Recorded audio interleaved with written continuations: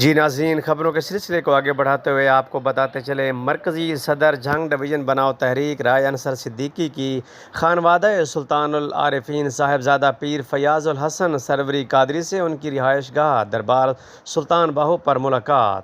ملک کی سیاست اور جنگ ڈویژن کے قیام پر گفتگو کی گئی۔ صاحبزادہ پیر فیاض الحسن صاحب کا کہنا تھا کہ ملک کے پاکستان کی ترقی و خوشحالی کے لیے ضروری ہے کہ حکومت مہنگائی کو کم کرے۔ انہوں نے مزید کہا کہ جنگ ڈویژن کا قیام جنگ کی عوام کا بنیادی حق ہے۔ جنگ کو ڈویژن بنانے کے لیے حکومت کو کام کرنا چاہیے۔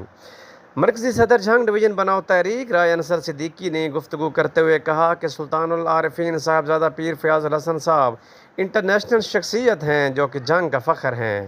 جنگ ڈویژن کے قیام کے لیے ان کے تعاون پر شکریہ ادا کرتے ہیں۔ اس موقع پر رہنما جنگ ڈویژن بناؤ تحریک نزاکت علی ساحل، عامر علی، علامہ کاشف سلطانی، پروفیسر غلام مرتضیٰ، شکیر احمد سلطانی اور دیگر احباب بھی موجود تھے۔